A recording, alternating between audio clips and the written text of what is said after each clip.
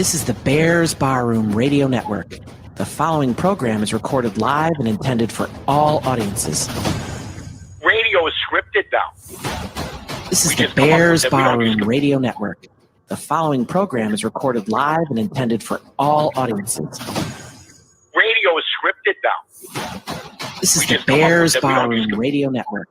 The following program is recorded live and intended for all. All right, I think we had a little problem there. Let's go. Baby, welcome to the world of technology. Here we go. This is the Bears Barroom Radio Network.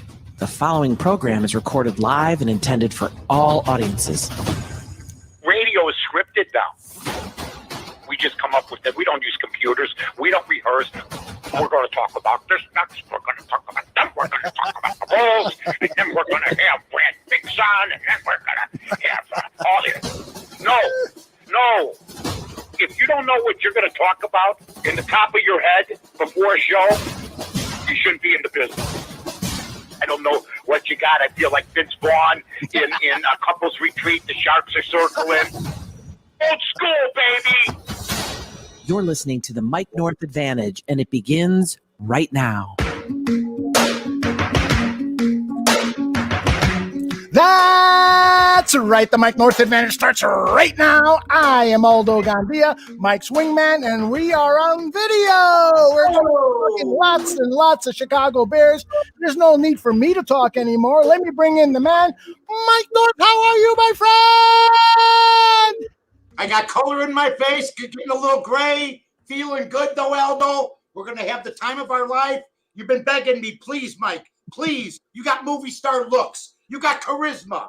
No, not really, but we need to do a video. I said, I'm in. So we're going to have some fun today. Welcome to everybody at the bar room. Make sure you follow the bar room, ladies and gentlemen. Don't make me tell you again. At Bears Bar Room or at North to North. We're on fire right now. I mean, we won last week, which brings my record where I'm really destroying everywhere else I'm at, AM 1000, on Twitter, where we'll have some news soon involving this show also. But we got a very good sponsor that's going to be joining us, hopefully. And I'm doing it everywhere else, but right here we're 500. We're in the past 2 years, we destroyed everybody, including those other stations and entities that I work at. So today we go about 500. I got some special picks. I got hockey today. Ooh, NHL hockey. Oh, my goodness. Are they playing? Popularity. How are those Blackhawks doing? The last time I looked, they had lost 4 straight games. Do we know what's going on over there? Yeah, they gave the coach an extension and said, now you're allowed to suck for a couple more years. Yeah. They took the choir boy. They took Pee Wee from Boys Town and put him in charge of men. I mean, Pee Wee, go. And then there's no going because there's just basically nothing going on. They've given up. Listen to this, though.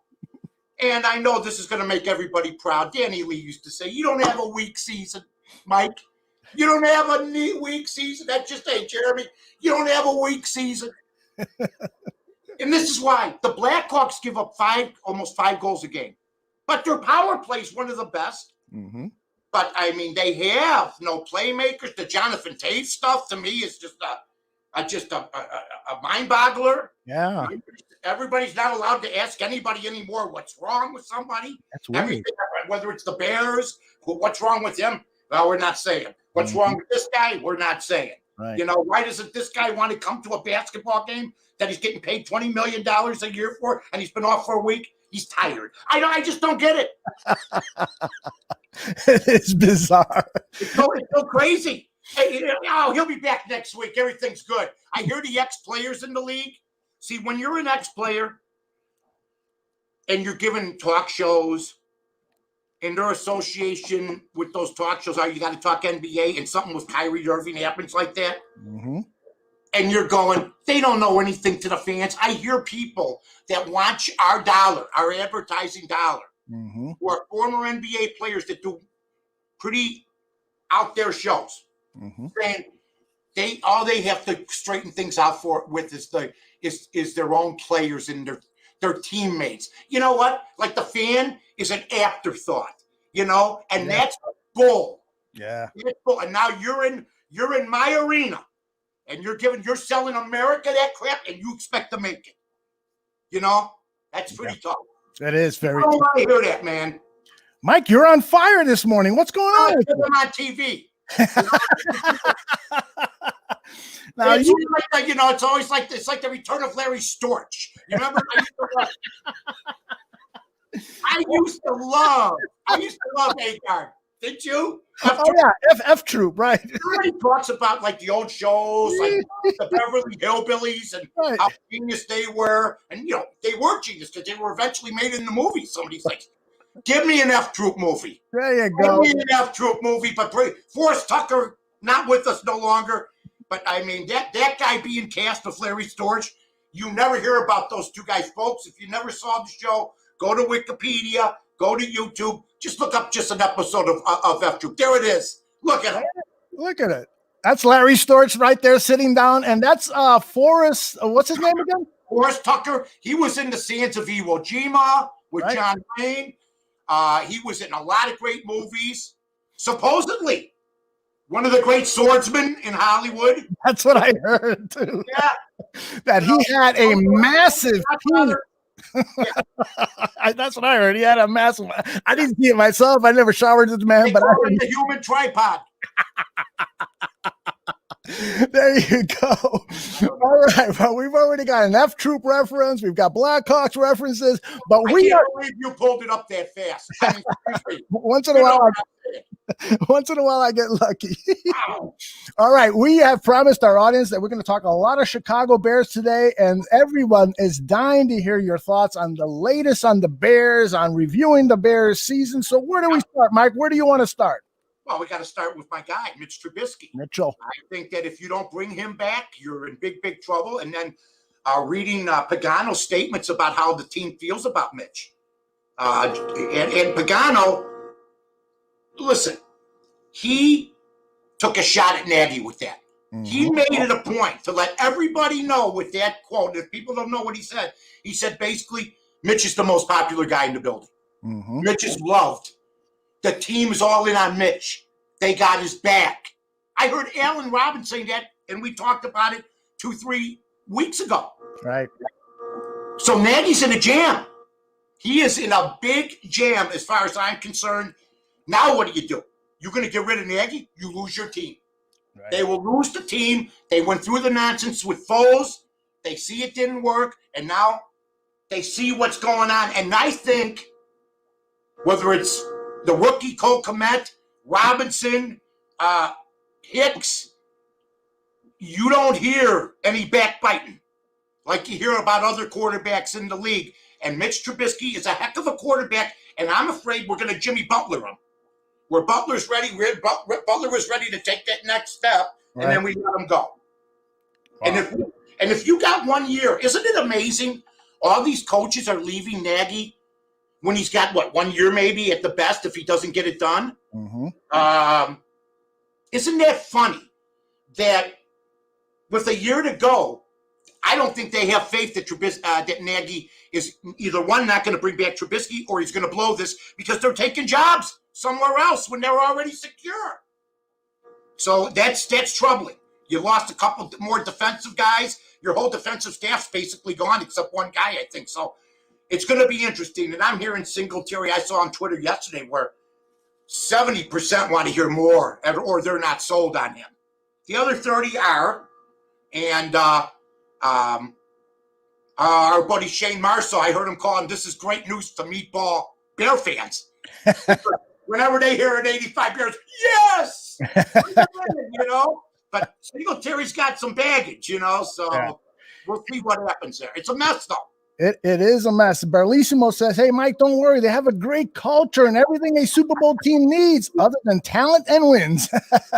It's Barlissimo calling from London. Yes, he is. He's listening in from across the pond. In the old days, I had to fly there to get in the exposure. The score went there. Me and Jeff Schwartz and everybody. We went there. We stayed in London. I went on the Jack the Ripper tour. It was one problem. He goes, come closer. There's like a group of me, Jesse Rogers. It was cold. My wife, BB, his wife. He goes, come a little closer. This is where Jack got his fourth victim. He slit her from her throat to her vagina. I go, Jeez. hey, I go, in the drive-through bank? And he goes, oh, no, that was not there then. I go, oh, okay, I was just wondering. The whole place is destroyed because of World War II. So they go, this is where Jack claimed his third victim. It's a high-rise. You know what I'm saying? He's going to the locales, but the buildings they're all gone. Yeah. They're all bombed. I go, this is where Jack, I go to Jesse. This was great. We're freezing. I'm going, I'm going to kill you for talking me into this, number one. And number two, I said, what does it say here? He's not the prolific face. He's not. It is apparently other people who are now more prolific serial killers. He's still the big star. Okay. Yeah, yes, the guy's carried a few, the guy's been carried. That's right. Look, the fifth one, I go, I'm going to kill you. I go, am I supposed to believe that this woman was killed in front of Starbucks, or in front of a coffee shop? And so everything was modern. But anyway, I digress. Oh, my goodness. So you talked about Mike Singletary being a defensive coordinator candidate and bringing back some of that intensity into the defense. I'm a little bit. I don't know. Yeah, okay. I'm a little bit torn about it too. I love the fact that he would bring an enormous aggressiveness to the defense, and with guys like Robert Quinn and Khalil Mack, you'd like to see that, right? Let me tell you something. If he comes back, he's going to do the Buddy Ryan thing. Mm-hmm. That's all he really believes in. He won like that. He saw it. He was his number one guy. So I'm sort of like torn. And I don't care what happened. He pulled his drawers down in the locker room. Boy, nobody's ever done that before. But it was his status as the coach. I understand. But I think you deserve another shot, at least at a defensive coordinator spot, if you really want to do it. Will he put in the work? I hope so. He did as a player. Yeah. I worked with Mike at Fox 32 back in the day with the greatest show. I mean, Lou Canellis does a good job. Don't get me wrong. Mm-hmm. And all the guys there. And John, some of those guys are still there that were there when I was there. But Eskra and everybody would tell you, John Eskra. It was Ditka, me, Darren Horton, Gary Fensick, Jiggets, Dan Jiggets. We just had an all-star lineup, man. Awesome. And Singletary, we never warmed up to each other for some reason. It just never, we got along. We said hi and bye. But he didn't talk to anybody. I mean, he's this motivational coach now, and He's out there, and he's talking. Back then, different ballgame. So I hope it works out. Yeah. Now, Jeremy asked why. He honestly looked like he wanted to strangle me every Sunday morning. To be honest with you. He is an intense guy. I saw him down at the Senior Bowl 2 or 3 years ago, and I went up to ask him for an interview, and I said, nah, I think I'll leave him alone. He's intense. Yeah. He looks like he's stalking everybody, and he's just walking to like a grocery store or something. Yeah. Yeah. Jeremy asked, why has Singletary lost with every team that he's coached?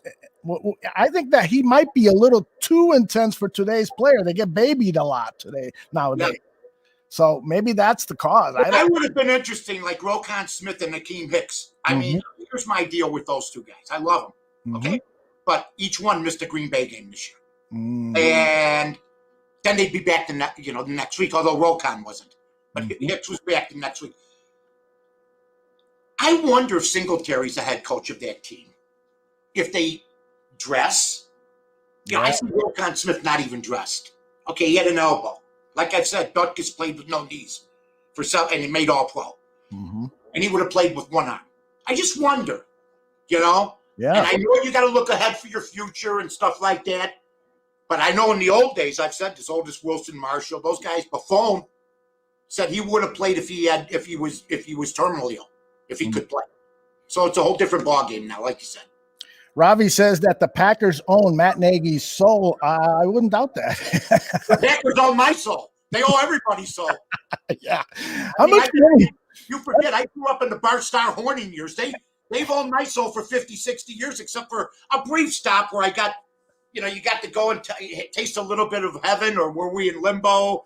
I don't know. But during the 80s, but other than that, My soul's been gone. They've eaten my heart. They've done it all. I mean, they've been the best. Yeah, Robbie reminds us of that epic win in Green Bay. John Fox took his team out there and they held on in a defensive battle. They molested Aaron Rodgers all day. That was the biggest win. You know what? I did a little research, Mike, and I learned that. Let me bring up the graphic here.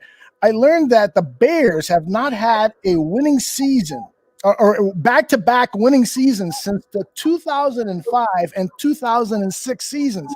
Since then, they either end up 500 or they're under 500, and then they have one winning season and they go back to their losing ways. That's pretty disappointing. Well, it is, and somebody brought up the other day that from '93 on, Green Bay has just owned our butt. That's a fact, okay? Mm-hmm. Well, I understand it. They've had the better quarterbacks, and they've had only two in all that time. Before that, we had the better quarterback in Jim McMahon. So it's been who the quarterbacks have been, and they've had basically two Tim Duncans in their lifetime. Yeah. Two. Yeah. Hey, or I'm David Robinson. Bye-bye. Who are you? I'm Tim Duncan. I'm your new center. Yeah. All right. That's better than when the guy that was here. Yeah. Basically, what sort of it happened, although I see the stats and I see these guys, Paulie Howard and Mitch Moss on VSiN, mm-hmm. and they bring up like Phillip Rivers. They were talking about Aaron Rodgers, and people have the gall to bring up anybody but Brady. Okay, Brady's got 14 conference championship games again this week. This is his 14th in 19 years, and if he wins this week, half his seasons, he's going to the Super Bowl. Wow. That will be 10. And then they're going, but Rodgers is the best. Or, but Phillip Rivers deserves to be in the Hall of Fame. No, he doesn't. Yeah. No. Well, what Hall of Fame are you putting him in? You're putting him in the same one with Tom Brady? But I mean, it's sort of like the Harold Baines, Ted Williams. Harold Baines is in the same Hall of Fame as Ted Williams. Maybe there should be different tiers. A, B, C, F. You know? You don't think Phillip Rivers deserves to be in the Hall? If he's Cutler times 2. He's a nice guy, Cutler. Oh, that's right. 20 kids. I'm going to bed every night with my wife. Home my 21st. They're all wonderful. You people are great. Thank you, San Diego. Although I didn't want to play in LA, I was too lazy to drive 3 hours. But you know what? It worked out anyway. But I had to get out of there. Then I cashed in for $25 million. But hey, he's a great guy and everything else. Look at how he underachieved. He has great stats. Great, but 17 years? Go look up his stats and count everything up. You would be disgusted. How many times? But here's what he is. He covered for me last week. He always used to cover for me. Mm-hmm. He's one of the great cover quarterbacks. But it told you that he was the underdog a lot. Mm-hmm. And he never listened to this. In 17 years, Aldo's going, wow. Guy did his homework. By the way, nice ceiling tiles.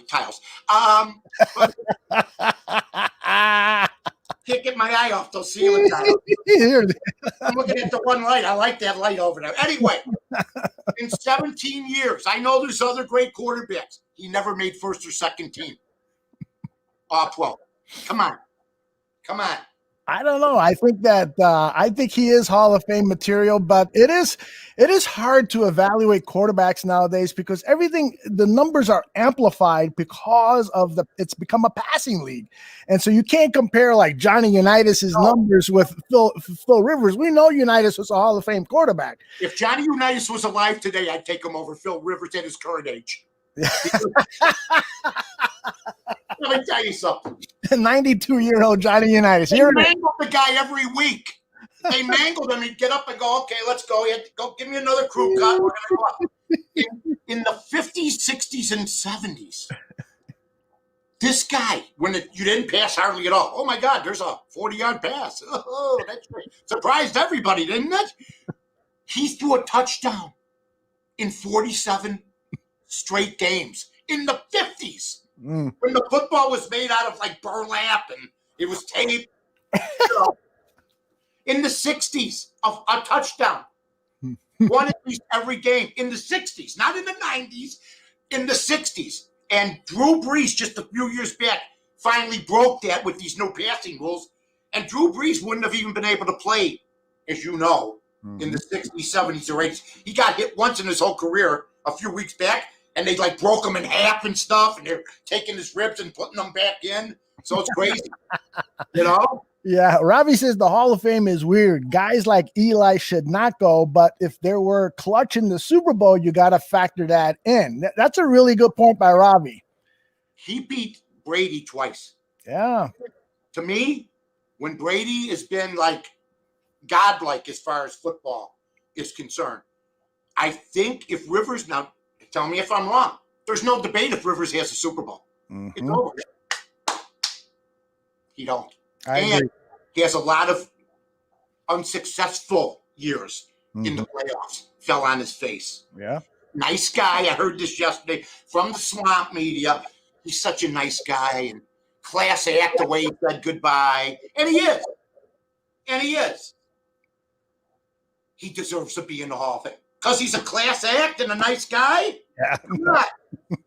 Come on. No. What about Nick Foles? He beat Tom Brady in the Super Bowl. Yeah. Does he deserve consideration? Well, according to the Bears, he does. Jeremy reminds us that we're in a passing league and we still don't have a 4,000-yard passer. And here's a stat for you, Mike and Jeremy. Half the quarterbacks in the NFL this year, almost half, had more than 4,000 yards passing. We have not had one in our history. That's pretty sad. Sid Luck was still our greatest quarterback ever. You know, and he was big when hot dogs were a nickel. So I'm just telling you. Sid Luckman was big when the movies were 10 cents. Sid Luckman was big when cars were $1,000, new cars. Okay? That's how long it goes. That's despicable. You know, that's hilarious. All right, so since we're talking about quarterback, the talk of the nation, the football world, is Deshaun Watson. Deshaun Watson wants out of Texas. Adam Schefter is saying this is serious. This guy is so angry with the Texans that he wants out. And so some people have actually given the Chicago Bears a chance to potentially land Deshaun Watson. Your thoughts? Well, I'm going to tell you, nothing's out of the realm of possibility. And I just find it amusing that I fought so hard to want Deshaun Watson, as you know, and they ignored him.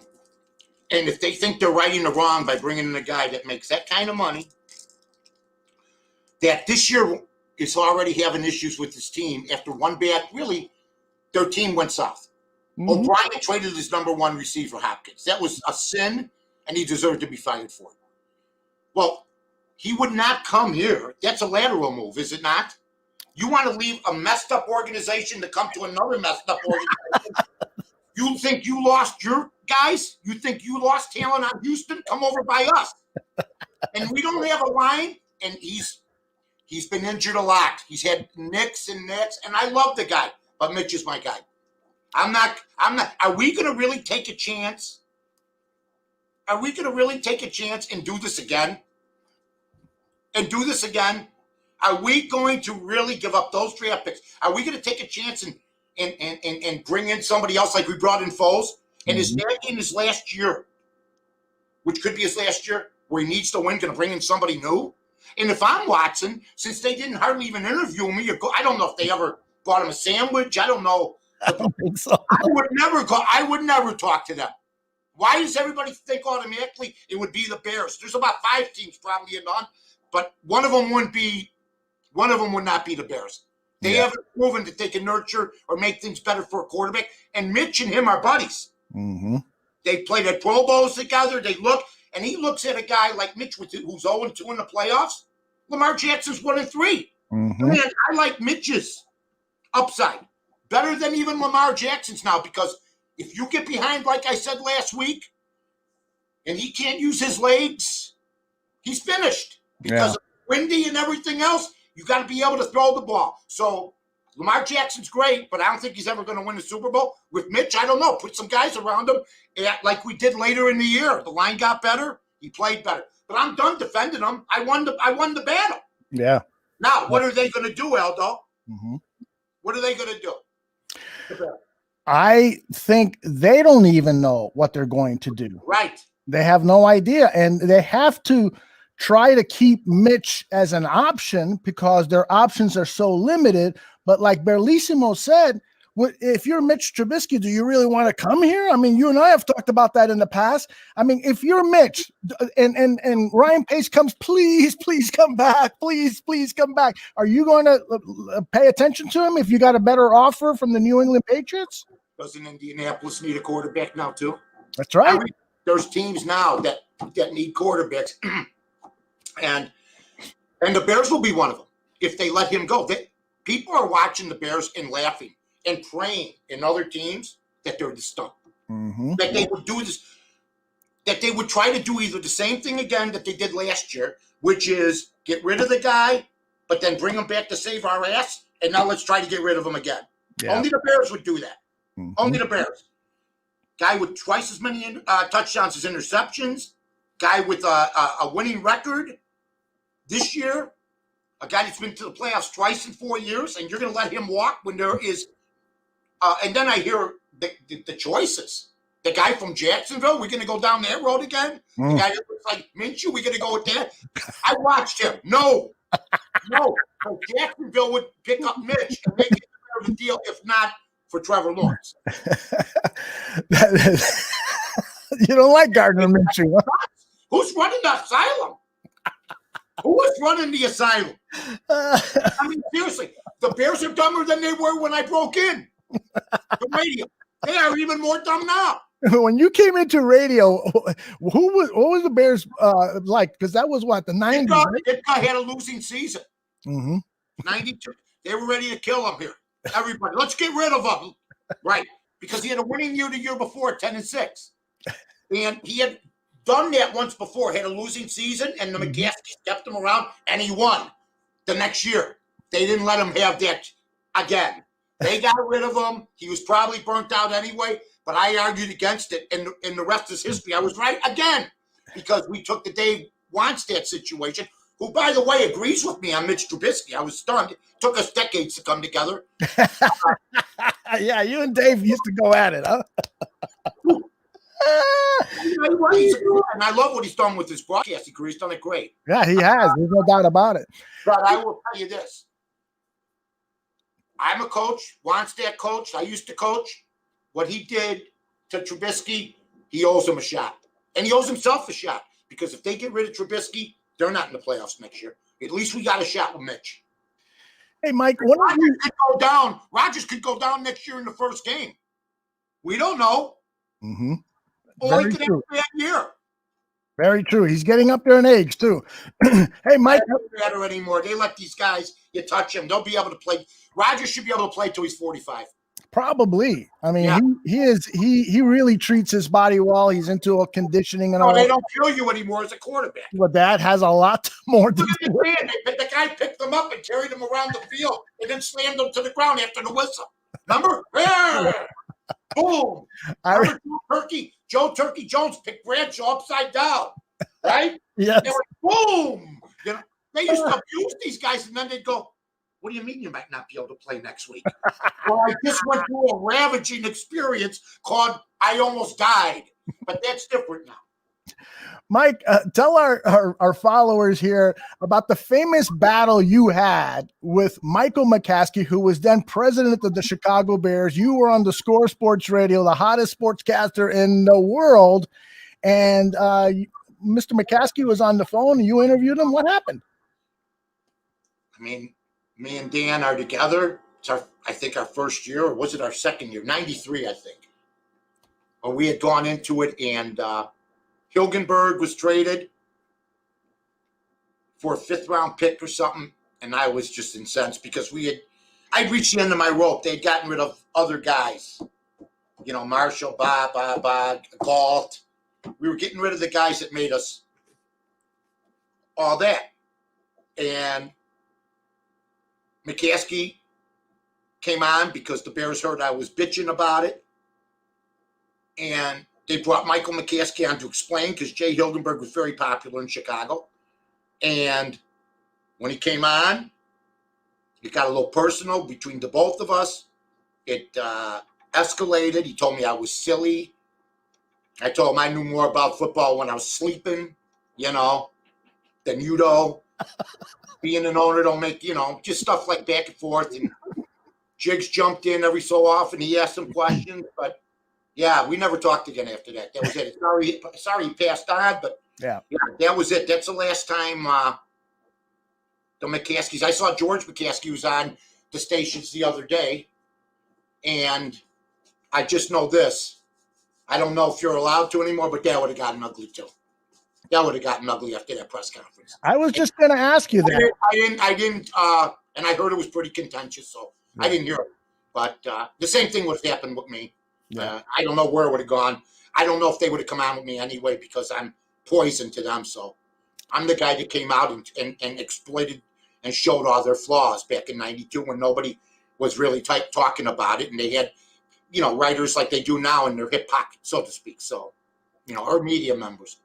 Yeah, and you've reached out to the Bears on this show, your Mike North Advantage show, and you've said, "Hey, you know, let's let bygones be bygones." But you know what? If I wanted to, I would probably call George McCaskey, but I'm not sure the message would ever reach him. So you know, somebody had his, but it would have been bad. Yeah, if I interviewed him the day after that interview. Oh my goodness! Because I know it was bad, and the first time with the other guy. Yeah. So, and he was the head of the Bears. That was the man. Oh yeah. I got the dream. I got the dream of a lifetime. I got to tell him how bad they sucked, and what they were doing to the team, and how they decimated it. And that was the beginning for the score. Even though everybody was great at the score, that was not the beginning. It was one of those standout interviews, though. People still talk about it. They talk about two interviews, Ozzie and McCaskey. Right. The Ozzie is classic. Oh, my God. And that'll be in the movie. I imagine the McCaskey phone call might be in the movie, too. Well, you know, yeah. And you know, the writers and Adam Rivkin, I just talked to him the other day. Me and Jeremy got to rewrite again. Mm-hmm. He told me. I said, wait a minute. I go, Adam, we got this thing all done. I says, you know, he goes, I go, 80% of the movies I watch suck. And you know what Adam said to me? This is why he's a genius. Mike, first, it's an autobiography. So that takes a lot longer. Second, it's got to be concise. Mm-hmm.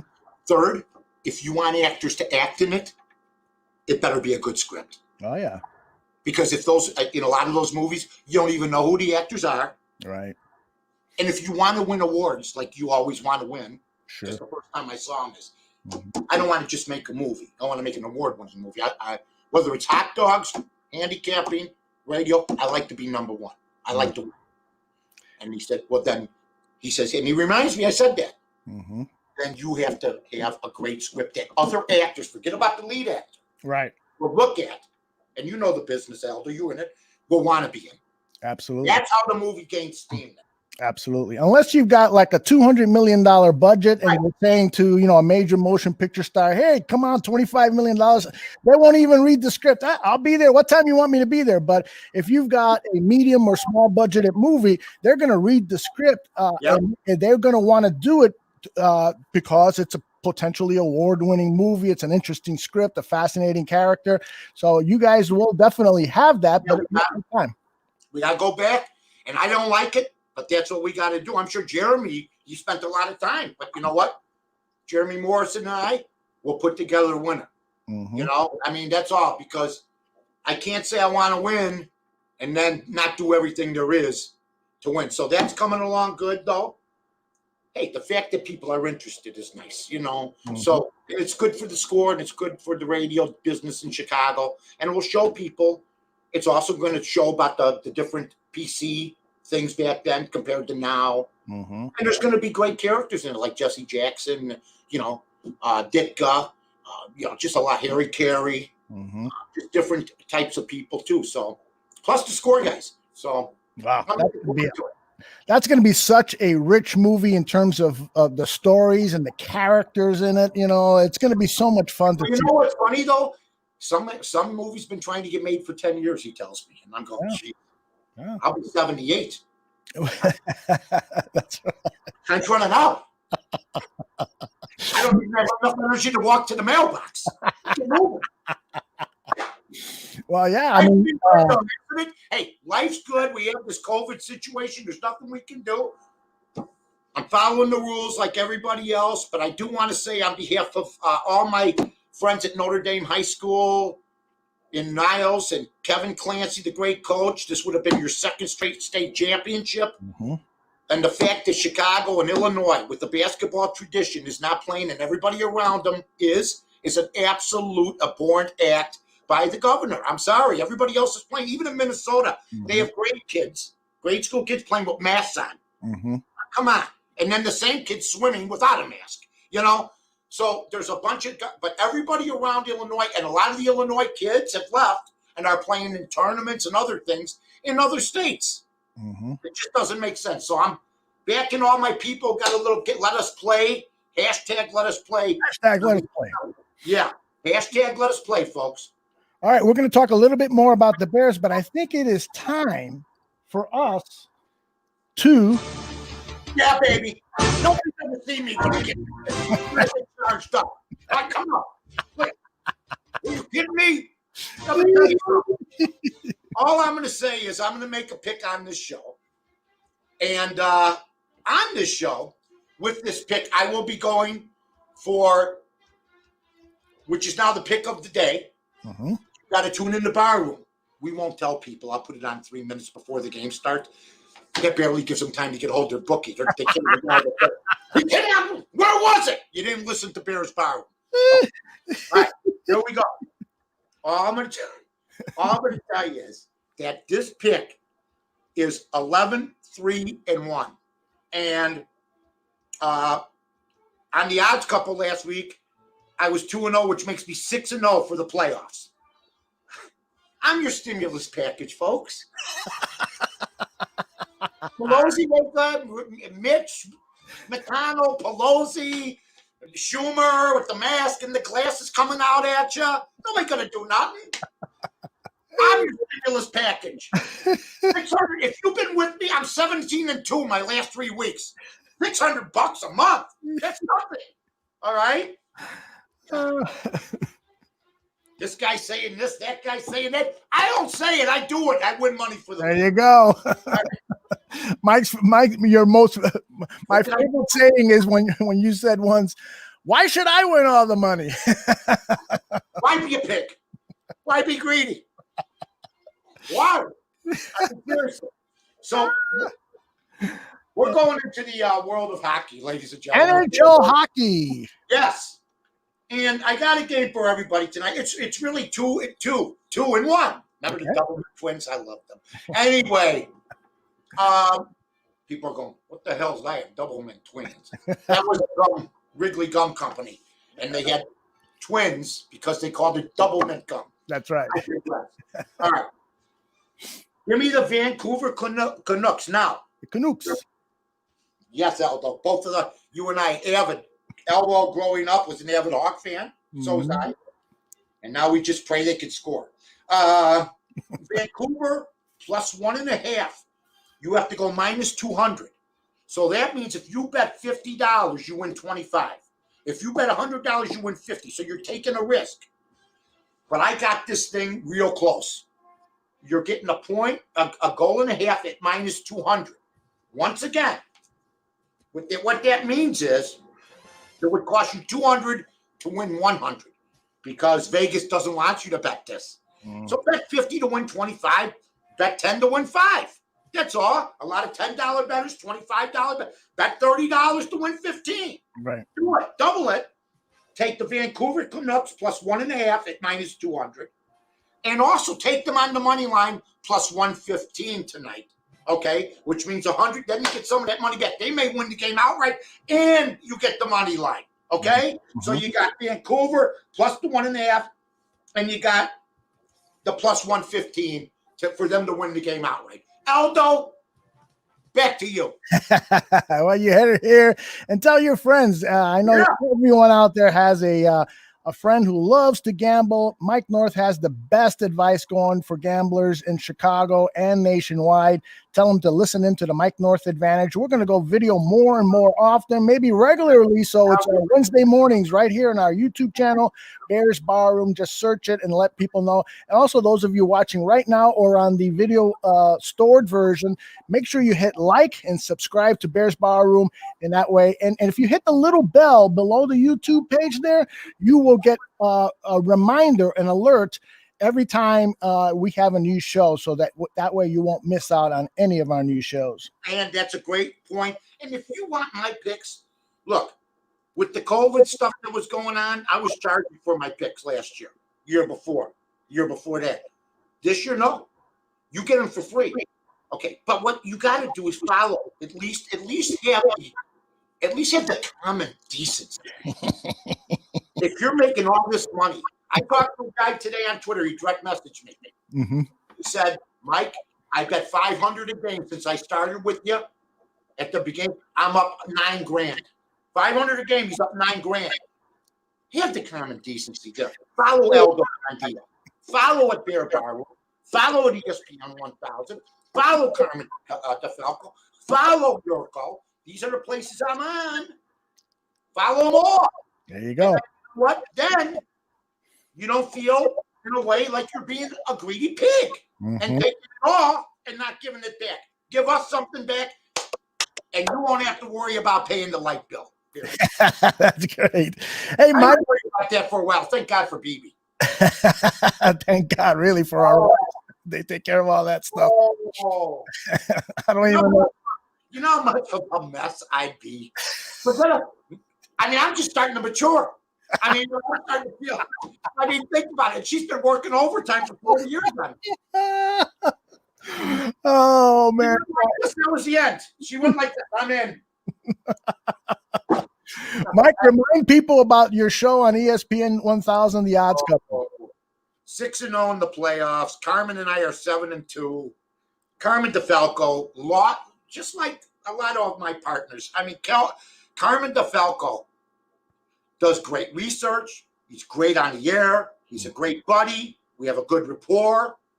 We have fun. We get some laughs. We have the same thing as I have here with Aldo. ESPN 1000. I'm proud to work there. A lot of capable, great people there. So just Yurko, I do their show, that show at 7 on Friday. Me and Carmen, along with Hawthorne Jimmy, and of course Pergande from Prop Swap, great guy, and he was just on with us last week. And we are at the encore the next morning at 8:00, and then if you can't get to it, you just do the podcast. Great show. We have fun, just like this show. There you go. All right, I want to talk a little bit more about the Chicago Bears. Everybody knows that in the NFL, the salary cap, it can be manipulated all sorts of ways. So the Chicago Bears, in fact, just recently, they rolled over $7.2 million in cap space from 2020 to 2021. And so there's all sorts of things that can be done. So if you wanted to trade for a Deshaun Watson, he's got that big contract. You don't really need to worry about that because you can do certain things. Now, some of the things you can do are dropping some players. And one name that keeps coming up over and over and over again is Akeem Hicks. Would you consider dropping Akeem Hicks and saving the big contract money that he has to open up more cap space for a top flight quarterback? No. I'm staying with my guy. You know what? I like Deshaun Watson a lot. I couldn't believe we passed him, but I'm not going to blame the kid. I think that he's a capable quarterback. I think he's a Ryan Tannehill type. I think he could be better than that. I think he's got better legs. He's loved in that locker room. I think that they came back. I think they stopped playing for Foles. If you look at those games, everybody kept saying the energy level's low. Why was that? Because they didn't want him. The players didn't want him. You know who they saw wanted him? The guy pacing the sidelines. Number 10. And that's where he lost his team. Mm-hmm. And they brought him back, and he got the team back, and the energy got better. I don't care who they played. They played better football. Look at it any way you want. Like nobody else plays bad teams. Aaron Rodgers played 9 teams under 500 this year. Tom Brady. You want to hear a stat, folks? Aldo says to me, Mike, okay, we're happy you knew Danny Lee and you knew Walter Payton and everybody. We've heard the same stories from you time and time and time. Again, please come up with something different. I go, okay. I said, Brady against under 500 teams this year, 33 touchdowns and 3 interceptions. Whoa. Brady against over 500 teams, 9 touchdowns, 9 interceptions. Wow. Off the nonsense that Mitch is the only guy that feasts off bad teams. Well, I'll give you another example. I try to hint to you, and you give me one good thing. But, if you're really thinking on your feet like you used to before, you started to lose it a little bit, maybe you'd come up with another thing. I go, okay, give me one more chance, Aldo. So, no, I mean, when you look at it, when you look at the quarterbacks that have won, okay, Tom Brady, for instance, against the Buffalo Bills, in his career was 35-3 and played in the East for 19 years, where he had a free ride of 6 games every year. So I don't want to hear about Mitch plays easy teams, because Tom Brady's never had a team like Green Bay in his division, ever. And if Tom Brady did have a team like Green Bay and like Aaron Rodgers in the division, maybe Tom Brady doesn't have those 10 or that 10 Super Bowl he's going for. That's all I'm saying. And I like Watson, but man, didn't we beat his ass? What was the score? I want this to sound silly. What was the score of the game that Trubisky played against Watson? Let me look it up. I already got it. 36-7. Oh, look at you. We beat him by 31 points. And in the head-to-head matchup that everybody thought was going to go the other way, how did that work out?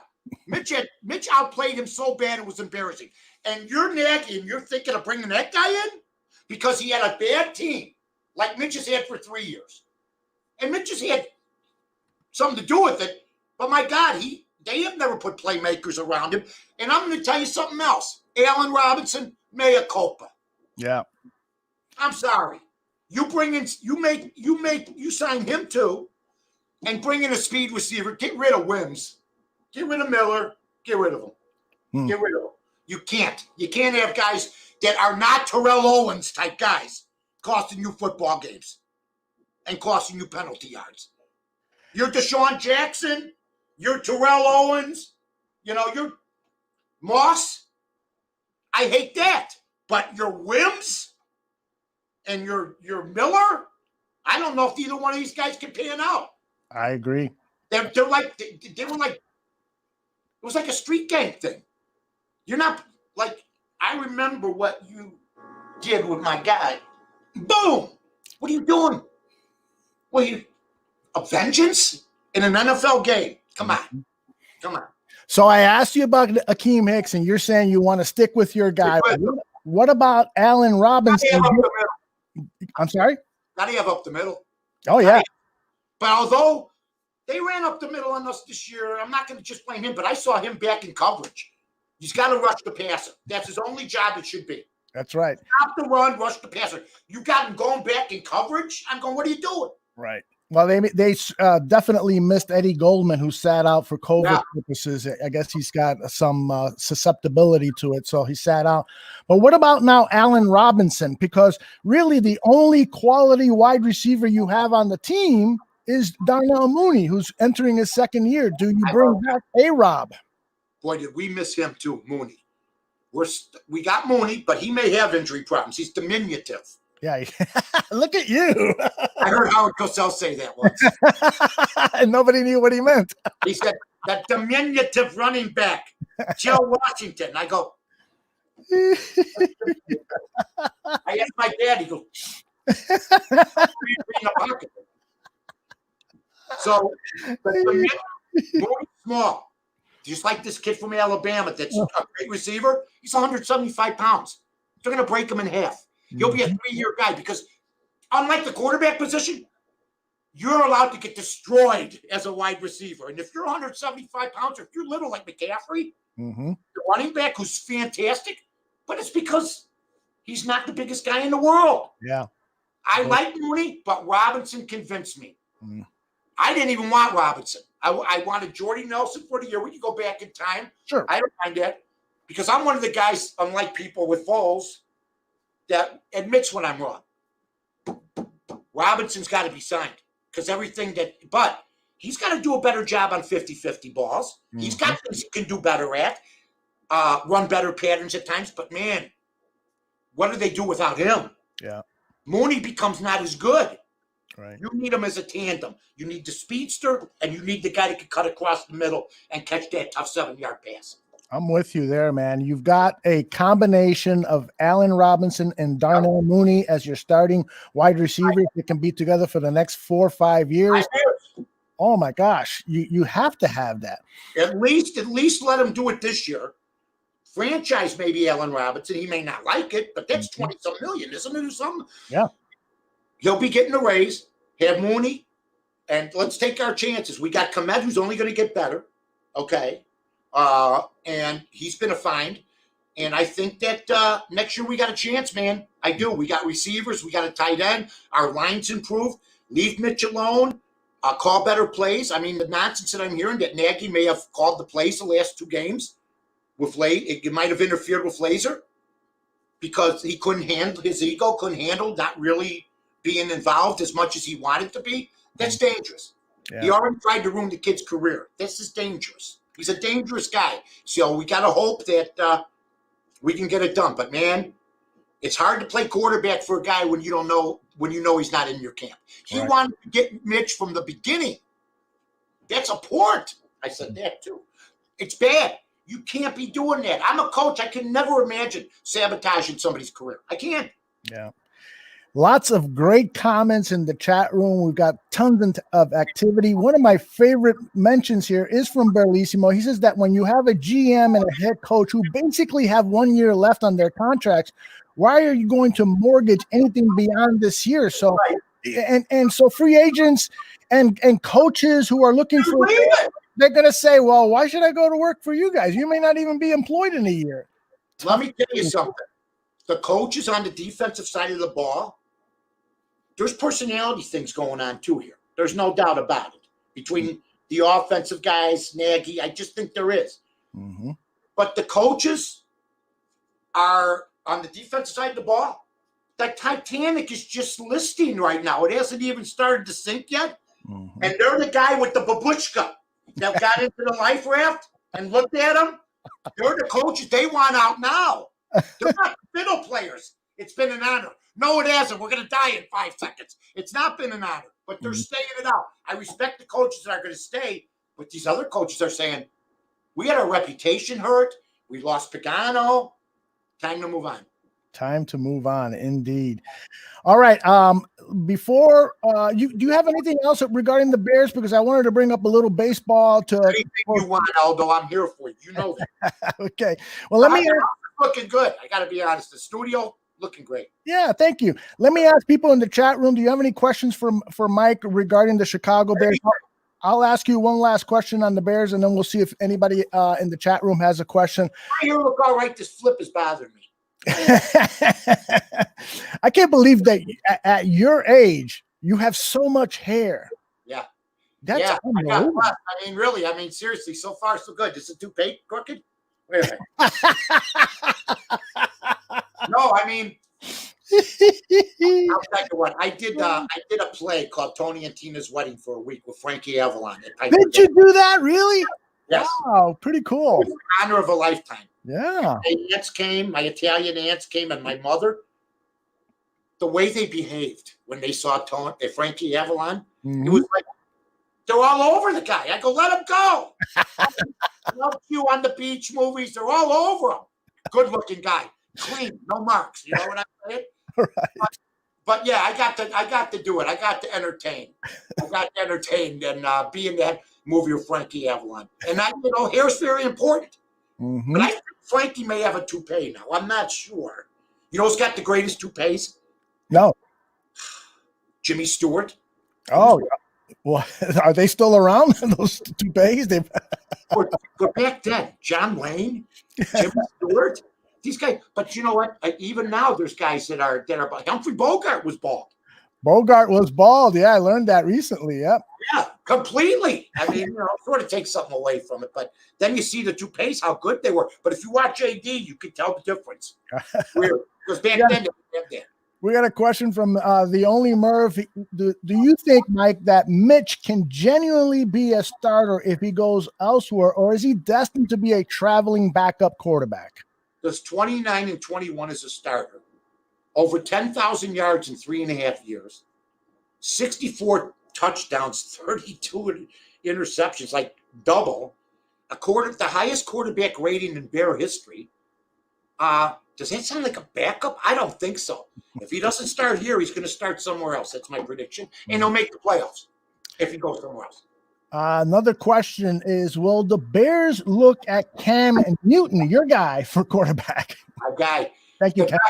I mean, you know what? He's Lamar Jackson at 60. I mean, seriously, that's what he did. That's how Lamar Jackson would play. I mean, if he was 60 years old. Did we go through the Cam Newton stuff last year? Yes. Did we go there? We went through. Listen, here's all the geniuses want. I'll name them off, and you can tell me if they're in the playoffs. Teddy Bridgewater, not in the playoffs. Mm-hmm. Dalton, not in the playoffs. Cam Newton, not in the playoffs. The one guy they didn't want to look at, Phillip Rivers, in the playoffs. But I don't think he would have come here anyway. Mm-hmm. Brady was an outside shot. Eldo can claim that Chicago at least was the fourth destination if nobody was interested. But when he said, I hate cold weather, that sort of like put a crimp in the plans. Yes. So really, the one guy that they got is Trubisky. If you looked at Cam Newton, got rid of Trubisky, and he went to Indy or something, people would be up in arms or Washington or somewhere else. Logan has a question for you. He says, if Mitch doesn't sign with the Bears, where do you see him potentially going to? You've mentioned a couple of teams in the past. And the Patriots, I believe, were one of them, right? New England, Washington, outside chance Miami, outside chance maybe Indy, although they'd love Mitch in Indy. Mm-hmm. They love Mitch in Indy. They got a team around him, too. They got Jacoby Brissett over there, but I think Mitch is better than Jacoby Brissett. That's just my opinion. So I think there's 3-4 teams, and then there might be a backup role somewhere because backups usually play half the season anyway in a lot of NFL towns. Absolutely. So, there could be a team that will want him, but will tell him, listen, you got to come in and win the job, and so that's. But I don't think that's going to happen. I think he's going to get a legit offer, man. Yeah, I agree with you. I agree. I totally agree that the rest of the league knows he got screwed around. Yeah. Don't you think you're a player and you're at home watching the Bears? You got a Monday night game, and you're watching Nick Foles lose 4 in a row, and you know what happened to Mitch, and you know Mitch. And that's where free agency is going to be a problem, maybe. Yeah. The Bears spent all their money on defense. Right. On offense, you're going to have trouble getting free agents unless you figure out the Nagy situation. I personally thought they were going to get rid of Nagy and keep Pace. I thought they could do something that would appease. Pace, I think, has got a 2-year deal. Nagy, they could have let go. They could have raised either Laser up the head coach, because he's been in that position a couple times, I guess, as an interim guy, or somebody else, and keep Laser with me. That's what I would have done. And bring in a defensive coordinator, for God's sake. They got to bring in a really good one, and hopefully they can find one given the limitations of this contract situation. That's going to be quite the challenge. Herney 777 says, how many offensive linemen do we need to acquire this offseason? 2. I think we need 2. I think that they did a good job the second half of the season. But I think, you got to put – I'll be disappointed if the Bears don't draft 2 offensive linemen or pick somebody up in free agency or something like that. That's where you can get healthy. Yeah. Picking up a lineman in free agency that maybe somebody else didn't want. Who Who's the guy that was nuts from Miami that ended up at Miami? They tell you. Incognito. He helped Buffalo for 3 years, 4 years. Richie Incognito, yes. He was great for them. So, and he came back and did a good job for them. He's one of the veterans that's responsible for their resurgence, at least, So I think they appreciate what he did. And you pick up a guy that maybe he's on the fringe, you can help yourself. Yeah, I agree. And I think that the interior of the offensive line, now that Sam Mustipher has proven himself at center, I like him a lot. And then at left guard, you got the guy that was injured, James Daniels. He was playing well before he was injured. And then the guy that took his place, Cody Whitehair, is an established veteran, all-pro caliber guy. So you got depth there. And then you had Alex Bars, the kid from Notre Dame, playing the right guard position. So the interior of the line is set. That's the tackle positions that you got to try to upgrade. That's all. You fix one maybe, or you try to get that, and the second one becomes maybe somebody gets better. I do think we need another. We draft another running back in case of injury. Mm-hmm. I can't believe Mack and Patterson made first team All-Pro. Did you see that? Yeah. Was that from last year? It's a lifetime achievement award. Mack, not for that kind of money. I'm sorry. I don't think the Bears are going, he's our All-Pro. After they spend that kind of money, I just think he said, since he set himself up for having such a great year the first year. Yeah.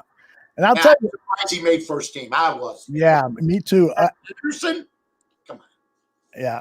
And Adam Hogue for WGN, he did a season review article, and he had Khalil Mack ranked as the top player, gave him the highest grade and so forth. And perhaps that's true. It might be true. Yeah, but I don't know. I mean, I don't know. Results, man. I would have graded Roquan Smith higher than Khalil Mack. I think Roquan had a really good season. In a heartbeat. You know why Dick Butkus told me one time? They tried Lawrence Taylor at middle linebacker. Told me this. Oh, yeah? I go, I didn't know that. Yeah, they tried him his rookie year in the middle. He couldn't play the position. I could. That's what he tells me about. So there's a little competitive edge, greatest player of all time. Taylor was fantastic. Okay. But Roquan Smith goes both. And he's never out of a play. Right. You could take out of a play. They did a lot of counter running attacks right at him this year that hurt us. They ran on our right side a lot this year. Sometimes he went back. He can't pass cover. They should have him. This is what Singletary would do. You're rushing the quarterback. Right. That's what he would tell him. He'd tell Hicks, you're rushing the quarterback. I mean, I've never seen the one play you and I exploded on Twitter. We didn't even know we were rushing two guys. What are you doing? That's Aaron Rodgers. 1,000, 2,000, 3,000, 4,000. My God. Yeah. Mike, when you were a kid and you played street football, is that what you did when you were rushing the quarterback? 1,000, 2,000, 3,000? 1,001, 1,002, 1,003. You could do 5,000 if you did 1,000, 2,000, 3,000, 4, or 1,001. I had less time. Than Rodgers.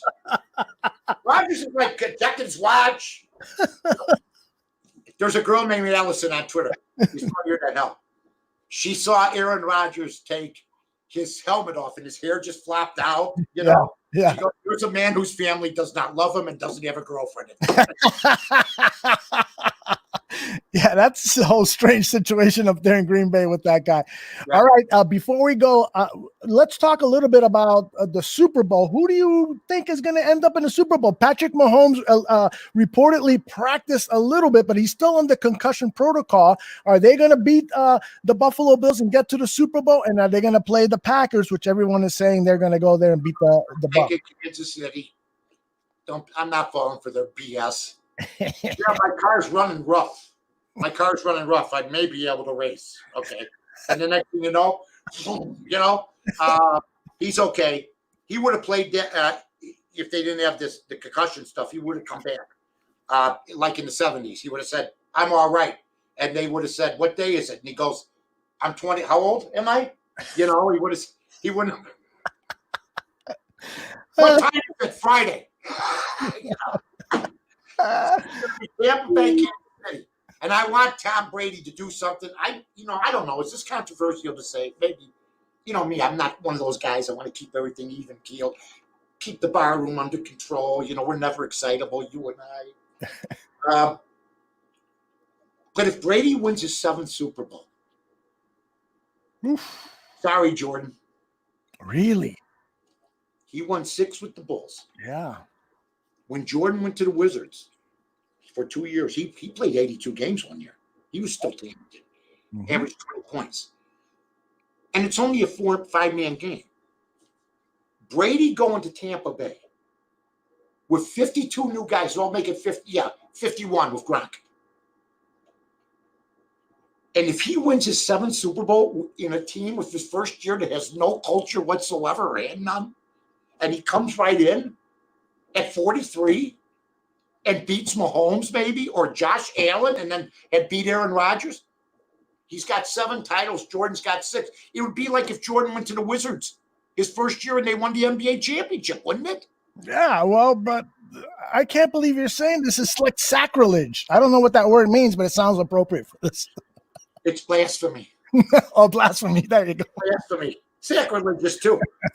but I'll say it again, Els. If he comes to Tampa Bay, they were 7-9 last year. They had the turnover machine. Wins a Super Bowl. I know Jordan would have won 10, but he didn't. He could have won 8 in a row, and this nonsense with LeBron would have been over. Henny, I like the name Henny. She's in the news lately too. All I can tell you is that is a phenomenal speed, because to switch team, to go to the Super Bowl and beat Mahomes, yeah, that's strong. Yeah, that's strong, Aldo. Sorry, MJ. I know you're watching. All right. I wanted to, before we let you go, I wanted to ask you about the Cubs and the White Sox. Yes. You know, I don't know when pitchers and catchers are reporting, but it's got to be pretty soon. I think in about 3 weeks or so. What's your gut feel for the season? I was talking to, oh my goodness, I forgot her name. She was a guest on Past the Mic yesterday. She's a baseball writer. I asked her about the White. I'm sorry, say again. What's her name? I think it was. Oh man, I'll look it up. But I asked her, "What do you think about the White Sox?" And she was like, "Wow." Allison, was it, or Elise or something? I saw it somewhere. But I'll look it up. But she was super impressed with what the White Sox are doing. And so I want to ask you, who's going to have a better season, the Cubs or the White Sox? Oh, the Sox are going to have a better season. Mm-hmm. They got a better manager. They got a better lineup. They got better pitching now. They got rid of Quintana and Lester. And this nonsense, well, it's not nonsense, but to get let go of Lester, they weren't going to pay him what the Nationals are going to pay him. And you know what? They paid him. A friend of mine I grew up with, George Cominos, was on Twitter, and he said they paid him $155 million when he was here. So they don't owe him anything, and he knows it, and he understands it. So I think it's going to be a long year for the Cubs. I don't know. Bryant got more in arbitration than Cody Bellinger did. I'm trying to figure this whole thing out. Oh yeah, that's weird. You know what I'm saying? And Bryant, I think, has to have a good first half, but I think the White Sox are on the come. They need one more starter, I think. One more starter would be nice. I would have liked to see bring Quintana back. Yeah. For a starter? Come on. You know, he's an influence guy. You can depend on him for the most part. You know, so I like the White Sox, but the McCann thing's going to hurt them. They're going to have to get another catcher unless they're going to go Zach. This nonsense that they think Randall's going to – I talked to people in L.A. that saw him. They said he's an okay defender, but somehow we've been told he's Manny Sanguian. So or Johnny Bench. I hope – but I don't know if he could catch 120 games. So we need another catcher. And we need to do what we did in 60 games to see Abreu is a great hitter. But over 160, will he be your batting champ? I don't know. Tim Anderson, same way. Timmy's a great player. So I think they're on the come. And we'll see what happens. Cleveland got weaker. Minnesota picked up somebody the other day. Pitching-wise, I can't remember who, but it was a substantial pickup. And so I think it's between Minnesota and the Sox. Yes. I do. Yeah, Cleveland. They got rid of Lindor. I mean, come on. Yeah. I just don't understand that. They got rid of Lindor. They got rid of Trevor Bauer. I mean, they still got good pitching, but They don't want. It seems like wow, the COVID thing really set some of these teams back. Yeah. By the way, that baseball writer for PictureList.com is Sarah Griffin, and she was speaking really highly of the White Sox. I can't wait for baseball season. I'm really fired up for it, man. Well, you know what? We got the Bulls, and you know what's funny? The Bulls are playing better under Billy Donovan. Oh yeah. But you know what I saw? Oklahoma City's playing great without Billy Donovan. They're 6-7. They were supposed to be. The over-under was like in the 20s. Mm-hmm. So it's one of those years where maybe a change of scenery was good for everybody, but I could see the Bulls got more credibility with Billy Donovan. They come back, and there's improvement from a loss than you used to see under Boylan. You can judge a coaching staff, but you can see the same thing over again.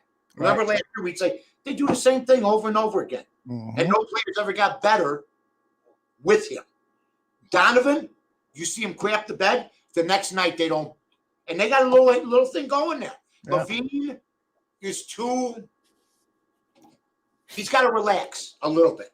He's too quick sometimes. Mm-hmm. Slow it down a little bit. You never saw Michael helter-skelter. Yeah. Always in control, right? Always in control. Mm-hmm. Levine can slow it down a little bit. He's getting better on defense. I'm sure Donovan's telling him you could be a superstar. You can make all-star teams. Yep. You know, but you got to make everybody else around you better. Kobe White's okay. I like him. Carter's coming around. Mm-hmm. So that's coaching. They've got some good young talent, and I totally agree with you. Billy Donovan makes who's the last Boylan. Donovan makes Boylan look like he was our draft pick. Tremendous player. Williams? Yeah, Williams. Yeah, wow. Patrick Williams is playing lights out. He plays both ends of the floor. So I think they got something going. Yeah. You know what's cool about the Patrick Williams thing is when everyone said when Patrick Williams was drafted, who is this guy? But wow, they knew what they were doing. They knew what they were doing. It's a good pickup by AK. Absolutely. I can't pronounce the guy's name, so I want to be out of respect. I can't even pronounce my name right sometimes. So I just wanted to say, I think the guy, they seem to have a semblance of order. Reinsdorf, I haven't heard from Reinsdorf at all. Nobody's heard from him.